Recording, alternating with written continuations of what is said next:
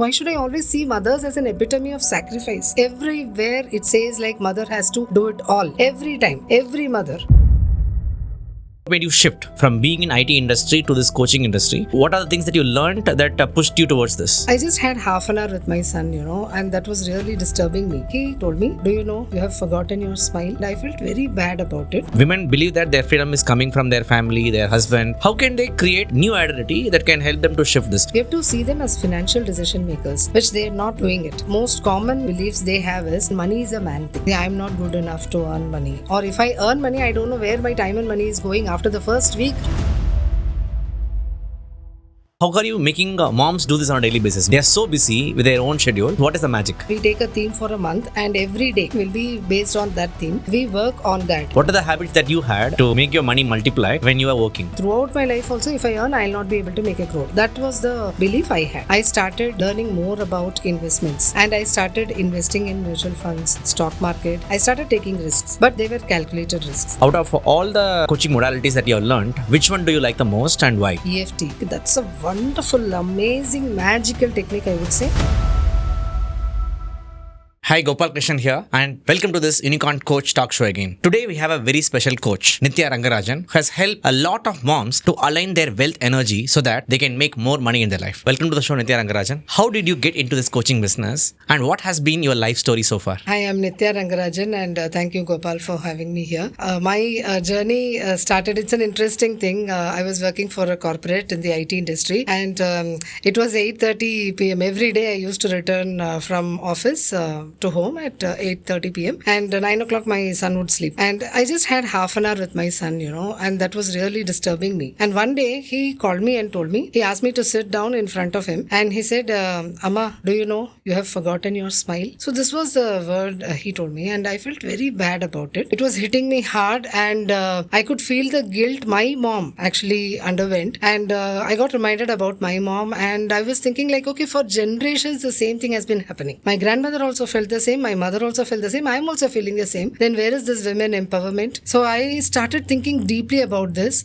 and then I thought, okay, why am I actually doing this, right? And I had a very good family, they were very supportive, very cooperative, and I had wonderful team at work also. There was no problem with the environment. And then I found out that, okay, there is some problem within me, in my mindset as a mother, because the society, the family and whatever we see around, everywhere it says like mother has to do it all. So I felt like, okay, this is what is actually making me, I'm trying to do everything. And see, though I can do anything, I can't do everything. So it took me time to realize that first of all. And then I decided, okay, let me find out the root cause for all of these things. And I found out the root cause by asking a series of questions to myself. And then finally I decided, okay, I will make a framework that will work for me. And then once I work on that and I find it very practical, then I'll take it to mothers. So wow. That was how my journey started, Gopal. So you said about your incident with your mother, right? What was that incident and why you are choosing your target market as mothers?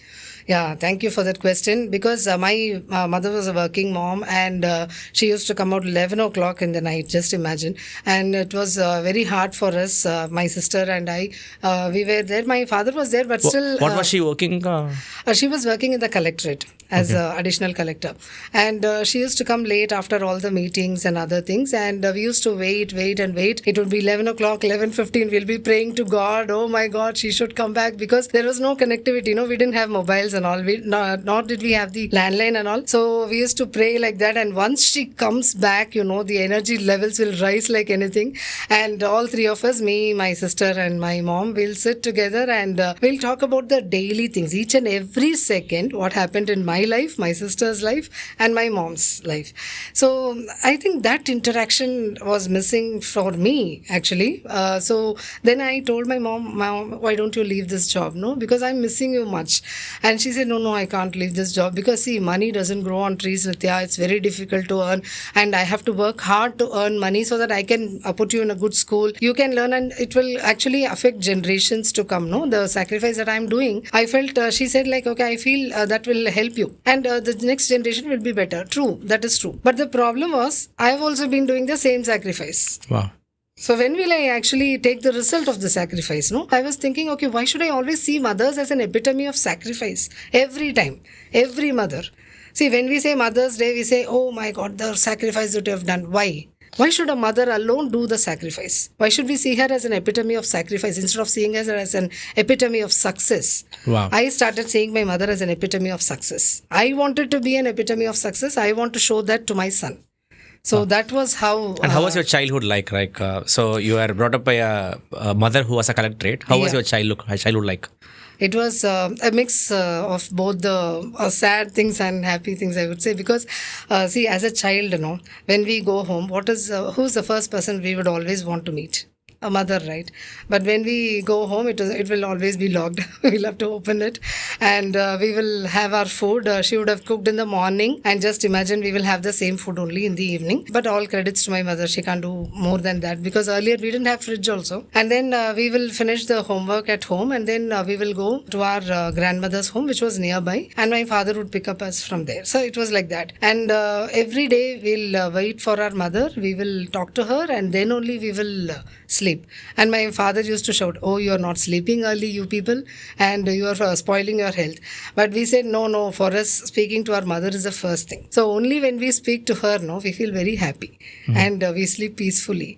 And after I sleep, next to my mother, and I start visualizing, like she's very happy.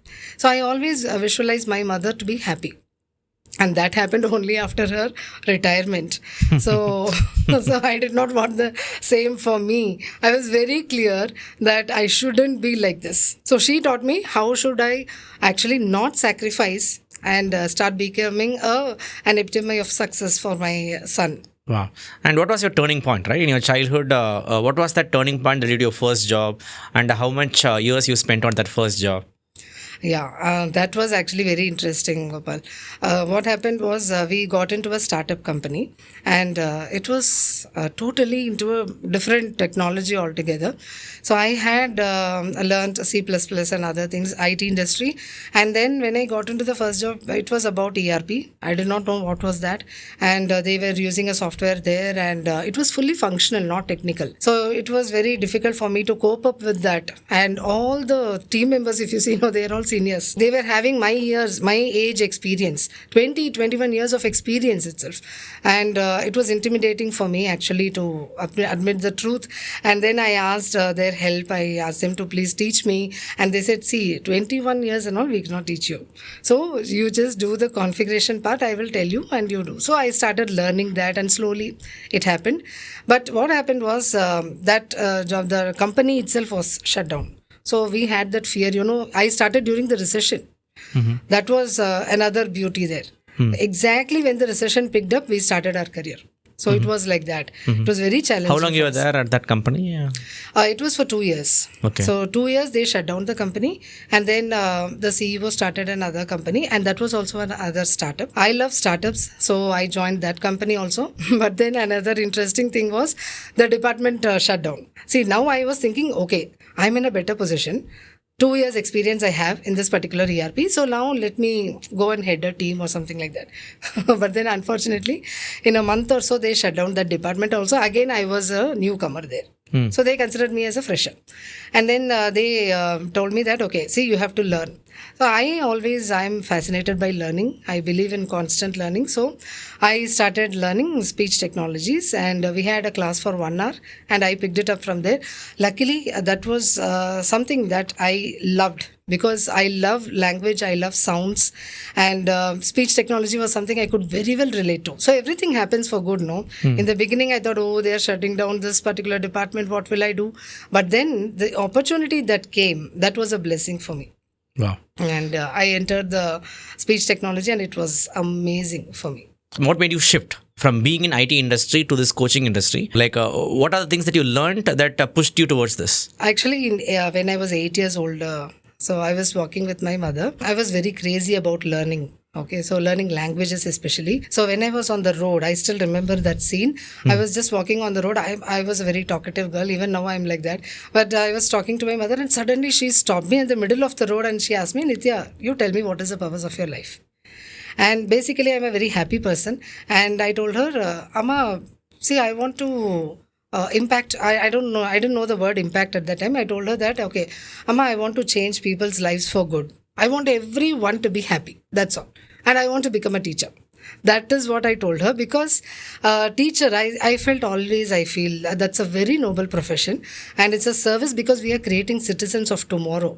And I told her, and I thought that, okay, becoming a teacher alone is the way for me to go forward and impact people's lives. So that was how it started. So that's my childhood dream. But then I got into IT industry. IT also, I love it, and it's an addiction for me. I will not be able to come out of the IT industry. I love that job. So that is why I made a conscious decision. When I was nearing 40, I thought, okay, if I continue, I will continue till retirement. So now let me take a conscious decision, come out of it, get into my childhood passion. So that was how I started this coaching career. So who was your first coaching client, and what was the breakthrough you created for that person? It was very interesting, Gopal.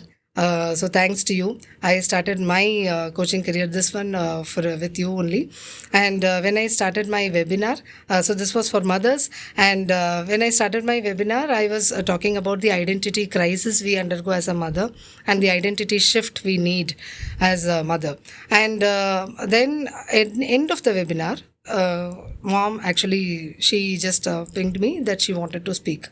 And she told she was a cancer survivor, and she told me that, ma'am, I have attended many programs, and I've been a cancer survivor for many years, but then this is the first program I'm seeing. She listened to me for 1 or 1.5 hours, and she said, like, I'm feeling stress free for the first time. I understood that I need not do everything, and I've understood many things from you. I'm feeling stress free, guilt free, and I'll not have this overwhelm anymore. So thank you so much for that.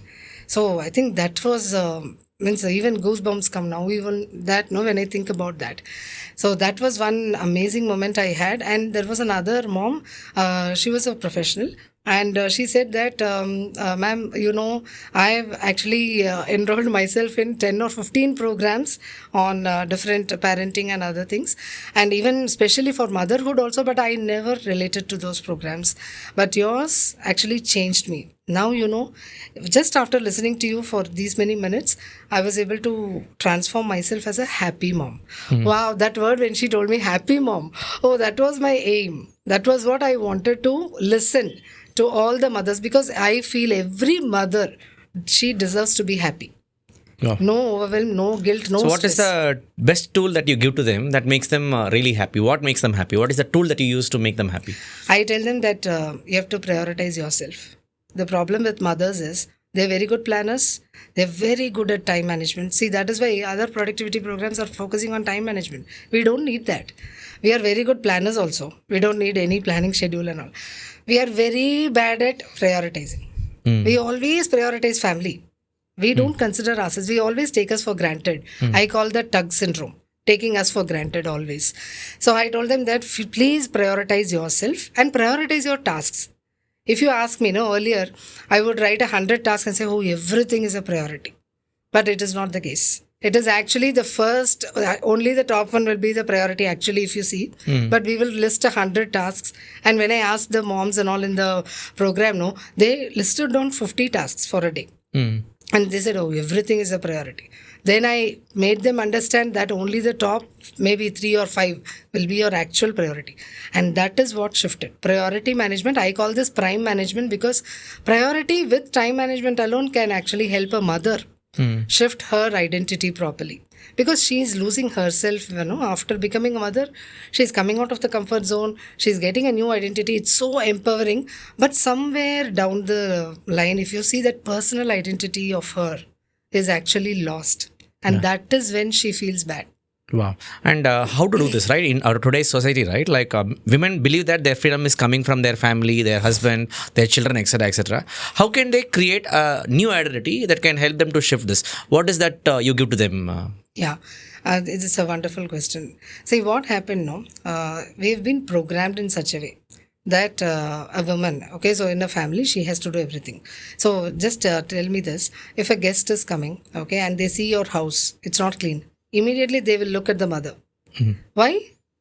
The family is responsible, And if there is something that the family needs, the mother is the one who is going to the kitchen. She's always cooking, stirring the ladle and everything, right? Why? So then I always think about all these things. Why is this? Only a mother has to do all these things.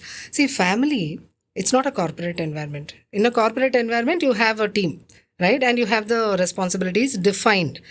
A family is a place of shared responsibilities. This is what I tell my moms, first of all. It's a place of shared responsibilities. Don't come and tell me that I am helping you. You are sharing my responsibility. It's a responsibility of everyone. And do you know, Gopal, what we do at home? I have a son, and my husband, me and my son, all three of us do role plays. So one day he will act like me and he will do my job. And one day the same day I will act like my husband. So we will take turns and do. Wow. And the most difficult part I felt was playing cricket, like my son. So he's a cricketer. So he said, Amma, you have to play cricket because you are actually taking the role of me. I will do dosas for you. Don't worry. Wow, that is very unique, right? I have not seen this happen in so many families. Yeah. So, out of all the coaching modalities that you have learned, which one do you like the most and why? EFT. Thanks to you, What is Gopal. EFT? Yeah. Emotional freedom technique. That's a wonderful, amazing, magical technique, I would say. And I started using this last year, as you know. So we started this in our coaching program, and I felt that the business anxiety I had, that had drastically come down. Okay, and I didn't do anything other than that. So then I understood, okay, it is because of this EFT I'm getting so much benefits, no? So then I started making this in my family also. Since I saw the results, I started coaching the moms in my community also, and I'm using it for my family also, for my son, for us, and to get away from the grief that we have, and for my son to perform in his 12th grade very well. So we are using it in every place, wherever I can, I use this EFT. So, Nithya, you said about this EFT. In simple terms, what is this EFT and how can it help people? Okay, I would say, you know your fingers, right? Your fingers can be your friends. Okay, so just by tapping at different meridian points, the energy points, you can actually get relief from the emotions. So that is why we call this emotional freedom technique. So this technique, what we do is we take a particular case. Okay, it could be any area of your life, relationship, or it could be related to studies or related to coaching or career or whatever it is. You take one particular problem and then you start expressing your emotions. Generally, what we do is we suppress our emotions. We feel, if you ask me, mothers, no, generally they feel that, okay, I'm mentally strong, but what about your emotions? Are they balanced? It is not. That is the problem we have. We always suppress the emotions unknowingly. So what we have to do is we are now trying to go to the root of the emotions and try to relieve the negative charge around that emotion. We are just removing the power, the negative power from that emotion, and we are releasing it. Otherwise, what happens? No, I learned it the hard way. All the emotions get settled down in your body, and later it will convert into a deadly disease. That is very much possible. So why do we have to do that? Just let out your emotions. Let go of the unnecessary emotions that are not serving you. Wow. So that is with EFT, and it's very easy, just self-administered. You can just tap the meridian points, proper meridian points, and you will get relief. You can see that instant relief. Wow. You will be relieved from stress, guilt, anxiety, fear. I do it on a daily basis. Amazing. And how are you making moms do this on a daily basis? Because they are so busy with their own schedule, and you're making them do it on a daily basis. What is the magic? Magic is actually morning club, Gopal. So what we do is we connect in the mornings, and we do several activities in that. It's a structured morning club, and EFT is one part of it. What we do is we take a theme for a month, and every day will be based on that theme. We'll have a sub-theme kind of thing, and we work on that. So it could be self-worth, self-esteem, it could be anything, and we start doing this EFT. So when we do it for a few minutes in the morning itself, the 2 minutes in the morning that you do EFT it can impact your 24 hours. Wow. So it is very powerful because you're relieved of all the stress. You don't have that anxiety. You don't have that overwhelm. You don't have that guilt. So now you're starting your mornings in a very fresh manner. Wow. Right? So that is the amazing thing. And moms, they themselves found the results within 5 days or 4 days. And you can see they've given amazing testimonials also. And now they are trying to do it for their families. So this is one of the reasons I always serve mothers. They will naturally pass it on Amazing. to their families. And moms have all these limiting beliefs about money, and you are a wealth alignment coach as well. What do you think is the most common limiting belief when it comes to moms with respect to money? And what is that responsibility they have to take to eliminate that belief? Yeah. What they feel is, generally, moms are always seen as people saving money in the rice tin, and they're always budget makers, right? Yeah. What about this? They are capable of making financial decisions. They are not making that. We have to see them as financial decision makers, which they are not doing it. So, what I tell them is the most common beliefs they have is, see, I'm not good enough to earn money. Or if I earn money, I don't know where my time and money is going. After the first week, if you ask me, I don't know where my money is going. And money is a man thing. This is very common. So, if I ask them, okay, what about your net worth? Oh, I have to ask my husband. Okay, then what about the finances? Oh, he takes care. So he gives me the budget, I do. And see, he's earning. If the mom is a homemaker, she'll say, see, he's earning. So I've asked him to take the decision. How come all these things are coming in their mind? I don't know, because it is all being programmed like that for them, right? So these are the common things that moms have, and they always say that, ma'am, I will ask my husband and do, because financial decisions are a man's thing. They will only do. Or my father will do, my husband will do, my son will do, but what about you? She's not even aware. And if she goes to the bank and says, okay, I'll start investing in mutual funds. Now she's afraid. Oh, what will happen if I lose this money? I'm not good enough. So what is that they do, and what did you do, Nithya, like to make your money multiply? What are the habits that you had when you were working? Yeah, I too had all these limiting beliefs in the beginning, Gopal, because my mother also had all these things. So I inherited from her. And then I thought, okay, see, why is this actually happening? Right? I was wondering, okay, see, should I work all my life to earn something? Because in the beginning, I thought that I cannot make a crore. Oh, it's very difficult. Even, see, throughout my life also, if I earn, I'll not be able to make a crore. Even after retirement, I'll not be able to. That was the belief I had. And slowly, I started learning more about investments. And I started investing in mutual funds, stock market. I started taking risks. But they were calculated risks. And I started maintaining the lifestyle, because I understood if I change the lifestyle, no? See, as and when we have a salary increase, generally people jump into modifying their lifestyle. They always want to upgrade their lifestyle. That's fine. But just think about the other factors, no? So if they are not conducive, or you feel that lifestyle, changing that lifestyle is not a need, it is not for others to see. That lifestyle should be comfortable for you.